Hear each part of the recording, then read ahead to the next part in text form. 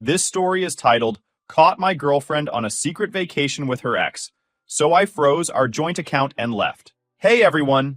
If you're enjoying these stories and want to support the channel, don't forget to hit that subscribe button. It's completely free, takes only a second, and helps me bring you even more awesome content like this. Now let's start the video. OP starts by saying, I'm a 28-year-old guy, and until a few months ago, I thought I had my life figured out. I had a steady job, a nice apartment, and a girlfriend I thought I'd marry someday. We'd been together for almost 3 years. I wasn't some hopeless romantic or anything, but I'd started picturing the rest of my life with her. You know, the typical stuff, buying a house, maybe having kids one day, growing old together. It felt right, or at least I thought it did. Her name was Cece, and at first everything about her felt perfect. She was smart, funny, and had this energy that just lit up the room. I fell for her hard. And honestly, I thought she fell for me too. Our relationship wasn't without its flaws, of course. No relationship is. But I was committed to making it work. I trusted her completely. Or at least, I used to. Then, a few months ago, things started to change. It wasn't anything obvious at first, just little things. She'd laugh a little too hard at her phone but wouldn't tell me what was so funny. Or she'd take her phone with her everywhere, even to the bathroom, which she'd never done before. I tried not to read too much into it. Everyone gets a little private sometimes, right? But it started happening more and more. Whenever I was nearby, she'd tilt the screen away or lock her phone like she didn't want me to see something. At first, I chalked it up to her being busy or stressed. She had a demanding job, and everyone needs their space. But then there were the trips. Out of nowhere, she started talking about all these work trips and girls' weekends. It felt sudden. She'd never mentioned stuff like that before. I didn't want to seem controlling, so I played it cool, but I couldn't shake this weird feeling in my gut. You ever have that? Like your brain is telling you everything's fine, but your gut knows better? That was me. I brought it up casually one night while we were watching TV. Hey, you've been traveling a lot lately.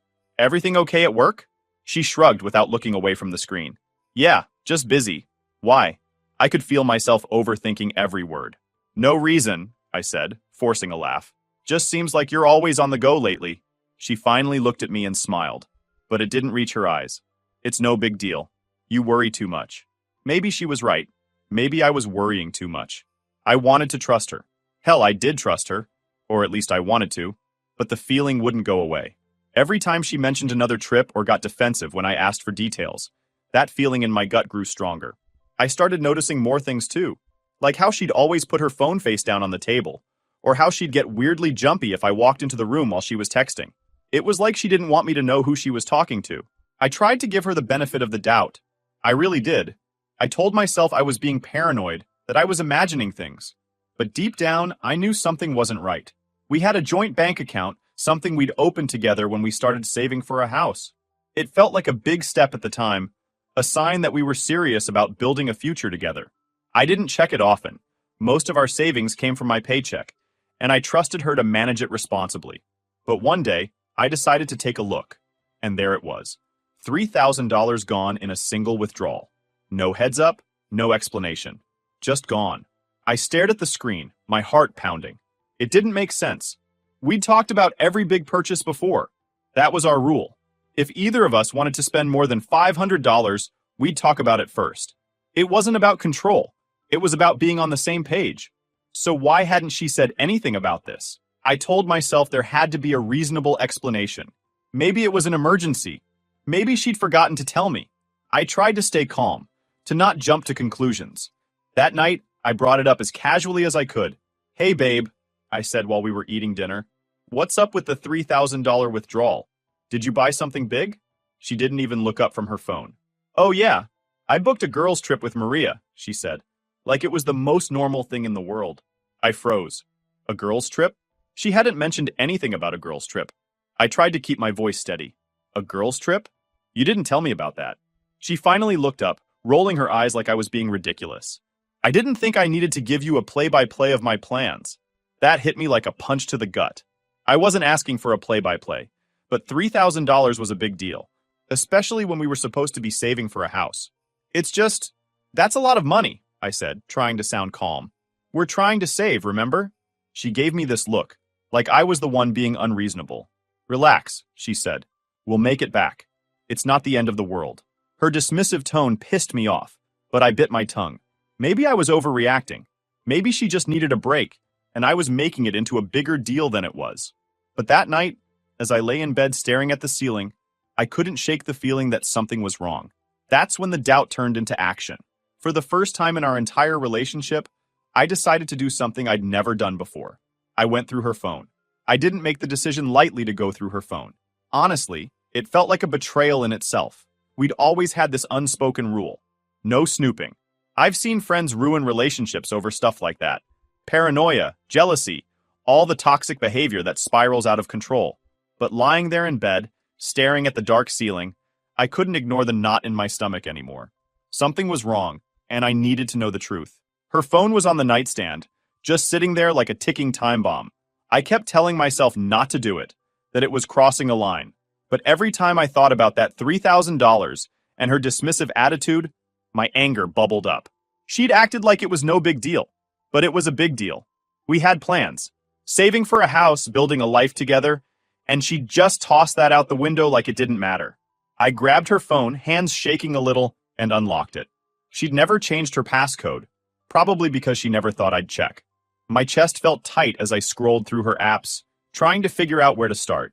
Text messages seemed like the obvious choice, but I didn't see anything suspicious right away.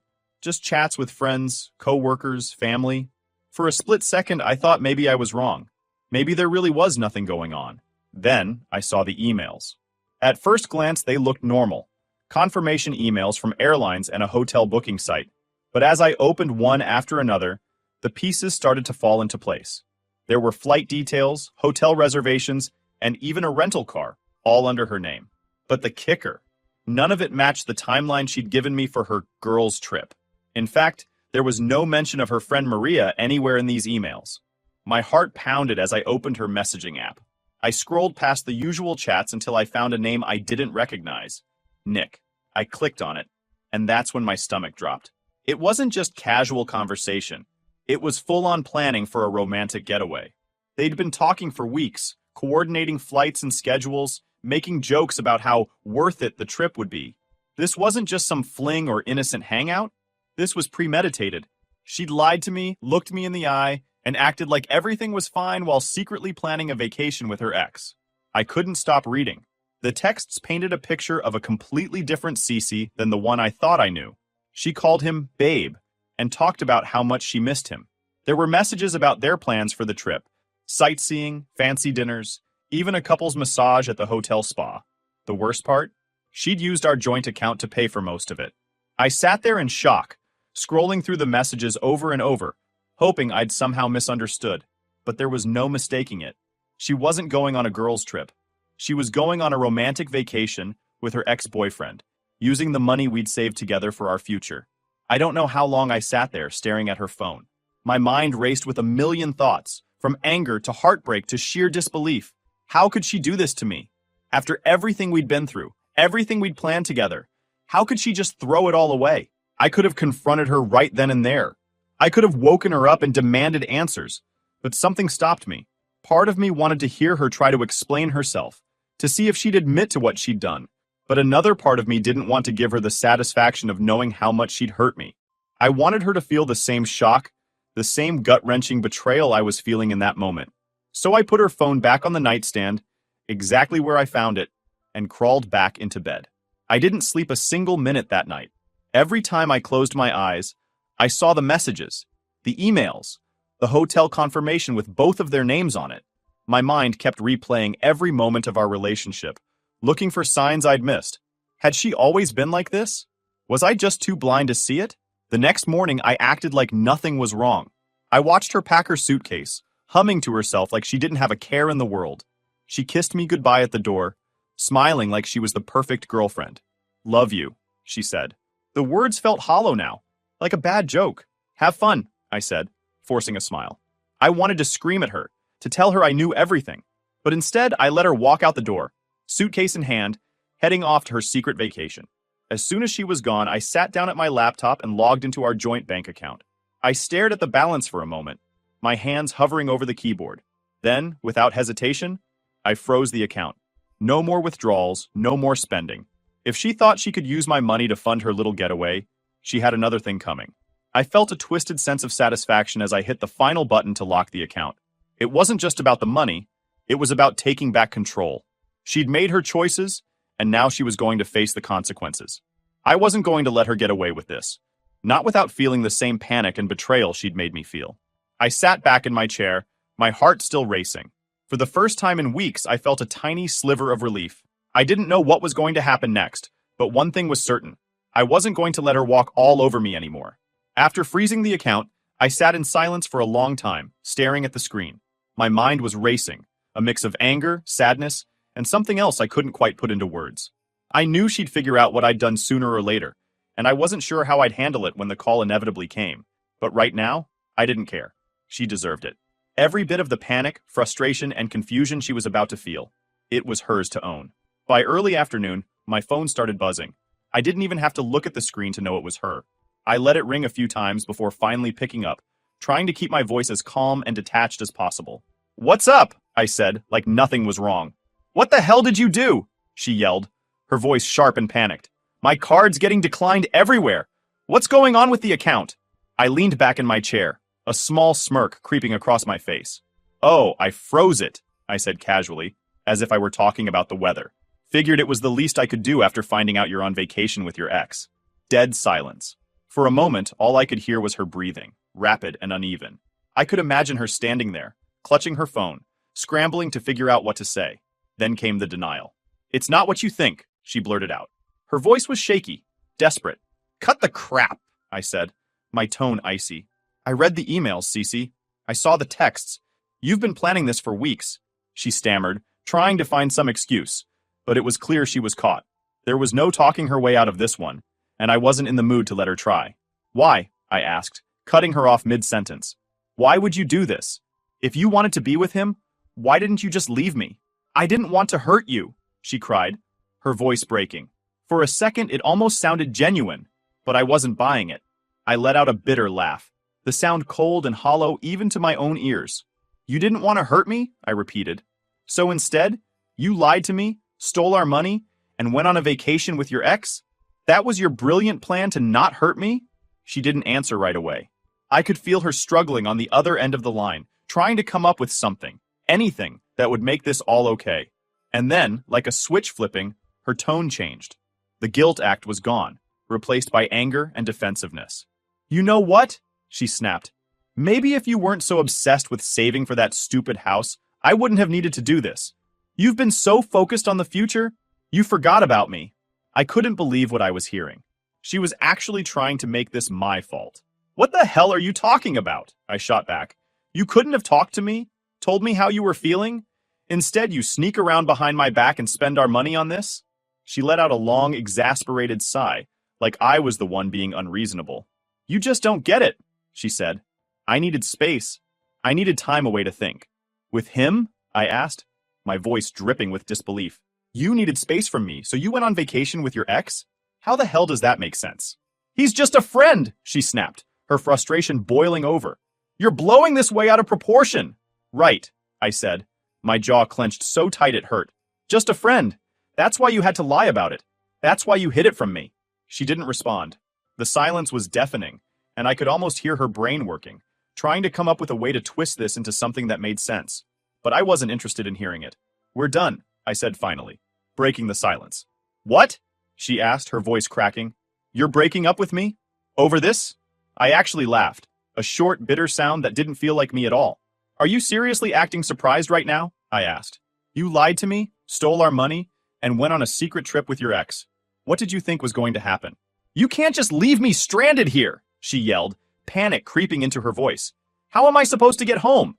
"Not my problem," I said coldly. "You made your choices. Now deal with the consequences." I hung up before she could say another word, my hands shaking as I set the phone down. The anger and adrenaline were still pumping through me, but underneath it all, there was something else. A dull, aching sadness. As much as I wanted to feel nothing for her, the truth was, I'd loved her. Or at least I thought I had. And now it was all gone. Just like that. The hours that followed were a blur. I couldn't sit still. Couldn't stop thinking about everything that had just happened. Part of me felt guilty for freezing the account. But every time I thought about those texts, that guilt disappeared. She'd lied to me, betrayed me in the worst way, and I wasn't going to let her get away with it. By the end of the day, I started taking steps to cut her out of my life completely. The first step was moving out of the apartment. I didn't want to be there any longer than I had to, surrounded by memories of a life that clearly meant nothing to her. Packing was surreal. Every object I picked up reminded me of her in some way. A mug we bought on a trip, a blanket we shared while binge-watching TV shows. It all felt tainted now, like I couldn't separate the good memories from the betrayal. I rented a storage unit for my stuff and started crashing at a friend's place. I couldn't bring myself to stay in the apartment even one more night. The landlord was understanding when I explained the situation and let me break my part of the lease early. Cece, of course, was still responsible for her half. Not my problem anymore. While I was packing, Cece's texts started coming in. She was furious at first, demanding that I fix the account situation and calling me all sorts of names. Then her tone shifted. She started begging, saying she was sorry and that we could work it out.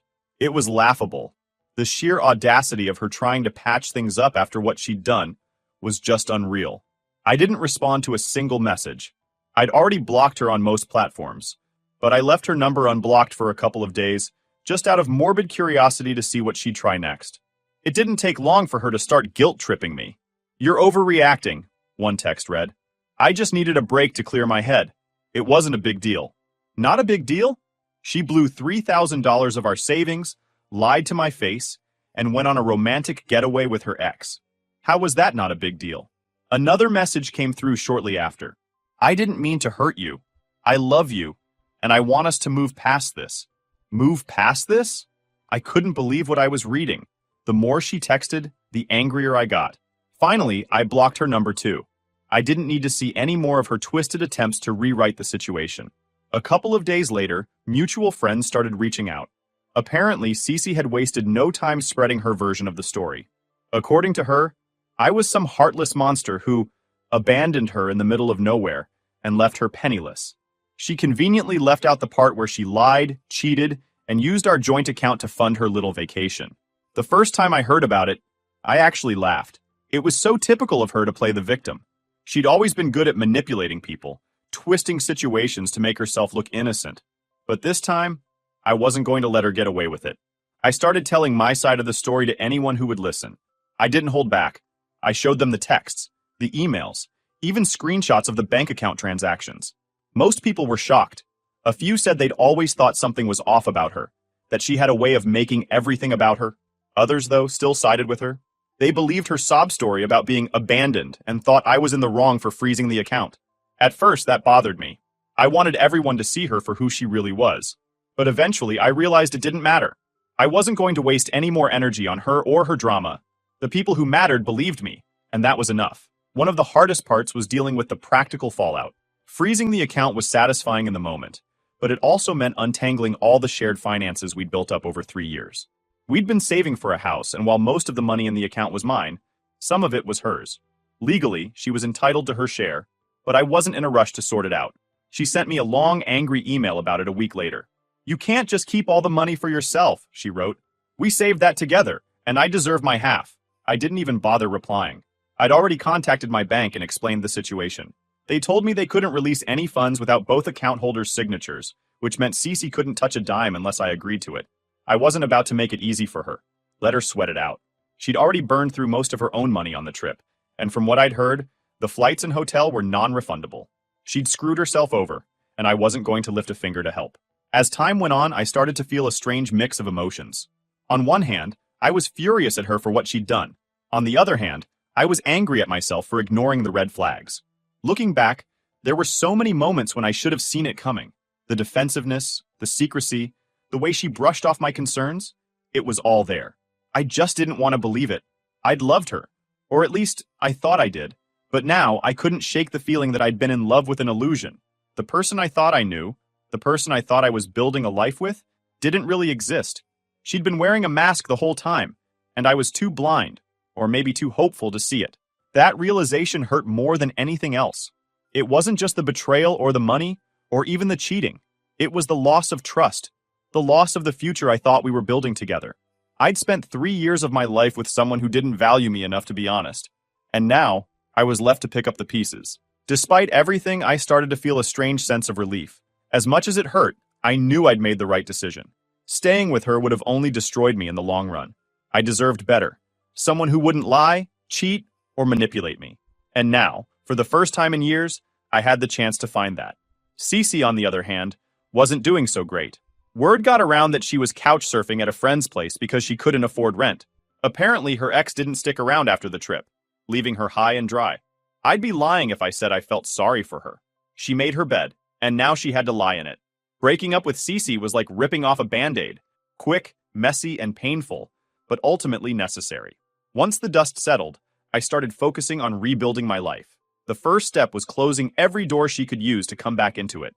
That meant tying up all the loose ends, finalizing our split finances, blocking her on every possible platform, and making sure I had no reason to interact with her ever again. For weeks after the breakup, I kept hearing about her from mutual friends. Apparently, she wasn't taking the whole getting caught cheating and being left stranded thing very well. Some people told me she was furious, trash-talking me to anyone who would listen. Others said she was playing the victim, crying about how I'd abandoned her and left her penniless. Honestly, I expected nothing less from her. Manipulating people had always been her specialty. At first, I tried to stay out of it. I figured the truth would come out eventually. But when I started hearing rumors that I had stolen her money and left her stranded in a foreign country, I knew I couldn't stay silent. I wasn't going to let her rewrite the narrative and paint herself as the innocent one. So I started sharing my side of the story. I didn't hold back. I showed people the texts, the emails, and the screenshots of the joint account transactions. I explained how she'd lied to me, used our savings to fund her vacation with her ex, and only showed remorse when she realized I wasn't playing along. Most people were shocked. A few admitted they'd always suspected she had a manipulative side, but they'd never seen it in action like this. Of course, there were still a handful of people who believed her version of events. Maybe she just made a mistake, one mutual friend said, clearly uncomfortable with the whole situation. I mean, don't you think freezing the account was a little extreme? Extreme? Maybe. But it wasn't unwarranted. She used my trust, my money, and our shared future as bargaining chips for her little fling. I wasn't going to let her off the hook, and I wasn't going to apologize for protecting myself. If some people couldn't see that, so be it. I wasn't about to waste my energy convincing them. Cece didn't stop at mutual friends, though. A couple of weeks after the breakup, she sent me a long, angry email. The subject line read, "Let's be adults about this." I almost didn't open it, but curiosity got the better of me. The email was a masterpiece of gaslighting and self-pity. She accused me of being vindictive for freezing the account, claimed I was ruining her life by sharing the story, and demanded I give her her half of the savings. She even tried to guilt me, saying she never meant to hurt me and just needed some time to think. I stared at the screen for a long time, debating whether to reply. Part of me wanted to unleash everything I'd been holding back. The anger, the hurt, the betrayal. But another part of me knew it wouldn't make a difference. Cece wasn't the type to take responsibility for her actions. She'd twist my words, use them against me, and walk away thinking she'd won. So I didn't respond. Instead, I forwarded the email to my bank and asked them to add it to the file on the joint account. I wanted a record of her nonsense in case she tried to pull anything legal down the line. Then I deleted the email and blocked her address. Problem solved. As the weeks turned into months, I started to feel lighter. The anger and bitterness that had consumed me after the breakup began to fade, replaced by a strange sense of clarity. For the first time in years, I felt like I could breathe again. No more lies, no more secrets, no more walking on eggshells around someone who didn't value me. It was liberating. I threw myself into work, picking up extra projects to keep myself busy. I started hitting the gym more regularly, not just to stay in shape, but to clear my head. I even reconnected with a few old friends I'd lost touch with during my relationship. It was like rediscovering pieces of myself I'd forgotten about. At first, I avoided dating. I wasn't ready to put myself out there again. And honestly, I wasn't sure I trusted my own judgment. After all, I'd spent 3 years with someone who turned out to be a complete stranger. How could I be sure I wouldn't make the same mistake twice? But as time went on, I started to feel more confident. I realized that what happened with Cece wasn't entirely my fault. Yes, I missed some red flags, and yes, I could have handled certain things better. But at the end of the day, her actions were her own. I didn't make her lie, cheat, or steal from me. That was all her. Every now and then, I'd hear updates about her through the grapevine. Apparently, her ex didn't stick around after the trip, leaving her high and dry. She'd been couch surfing at a friend's place because she couldn't afford rent, and word had it that she was struggling to find a new job. I'd be lying if I said I didn't feel a little satisfaction at her misfortune. Karma, I thought. You get what you give. But as much as I wanted to gloat, I also realized it didn't matter. Cece was no longer a part of my life, and her struggles were no longer my problem. I'd spent enough time and energy on her already. It was time to move on. The biggest lesson I took away from all of this was simple. When someone shows you who they really are, believe them. I ignored so many signs because I wanted to believe Cece was better than she was. I told myself she wouldn't lie, that she wouldn't betray me, that she wouldn't throw away everything we'd built together. But I was wrong. People don't change just because you want them to. They change because they want to.